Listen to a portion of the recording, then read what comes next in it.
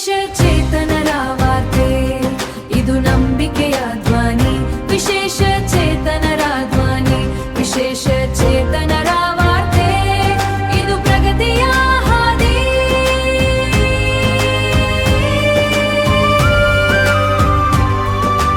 ಕರ್ನಾಟಕದ ಹೆಮ್ಮೆ, ಜನಸೇವೆಯ ಬೆಳಕು, ಪ್ರತಿಯೊಬ್ಬರಿಗೂ ಸಿಗಲಿ ನ್ಯಾಯದ ನೆಲಕು.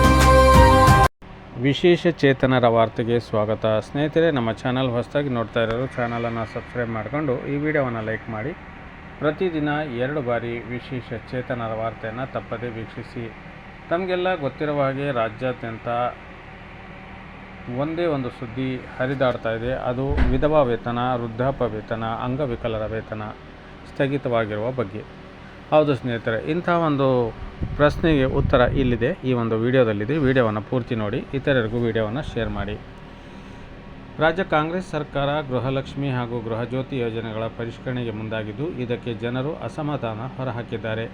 ಇದರ ನಡುವೆ ಸರ್ಕಾರ ಮತ್ತೊಂದು ಬಿಗ್ ಶಾಕ್ ಕೊಟ್ಟಿದ್ದು, ಪಿಂಚಣಿದಾರರ ಹಣಕ್ಕೂ ಕೊಕ್ಕೆ ಹಾಕಿದಂತೆ ಕಾಣ್ತಾ ಇದೆ.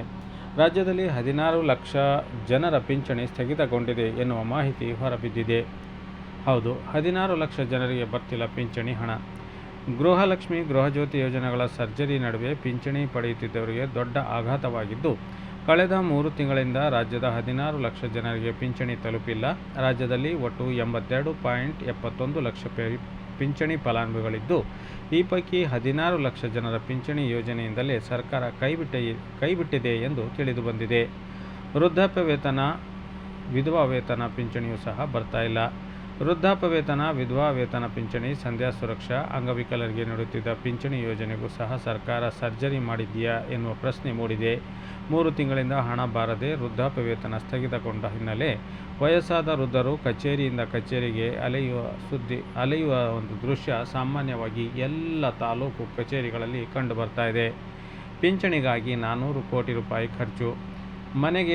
ಮನೆ ಖರ್ಚಿಗೆ, ಔಷಧಿ ಖರೀದಿಗೆ ಆರ್ಥಿಕ ನೆರವಾಗಿದ್ದ ಪಿಂಚಣಿ ಹಣ ಸ್ಥಗಿತವಾಗಿದ್ದರಿಂದ ವೃದ್ಧರು ಕಂಗಾಲಾಗಿದ್ದಾರೆ.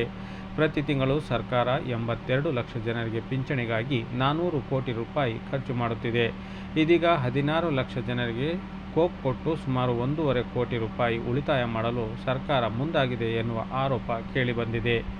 ಪಿಂಚಣಿ ಸ್ಥಗಿತಗೊಳಿಸಿದ್ಯಾಕೆ ಅಂತ ನೋಡೋದಾದರೆ, ಪಿಂಚಣಿಗೆ ಅರ್ಜಿ ಸಲ್ಲಿಸುವಾಗ ನೀಡಿದ್ದ ವಿಳಾಸದಲ್ಲಿ ವಾಸವಿಲ್ಲದ ಕಾರಣ 2.21 ಲಕ್ಷ ಜನರ ಪಿಂಚಣಿ ಸ್ಥಗಿತ, ಆದಾಯ ಪ್ರಮಾಣ ಪತ್ರ ಸಲ್ಲಿಸದ ಕಾರಣ 45,853 ಜನರಿಗೆ ಪಿಂಚಣಿ ಸ್ಥಗಿತ, ಪರಿಶೀಲನೆ ವೇಳೆ ಸೂಕ್ತ ದಾಖಲೆ ನೀಡದ ಕಾರಣ 13,23,932 ಜನರ ಪಿಂಚಣಿ ಸ್ಥಗಿತವಾಗಿದೆ.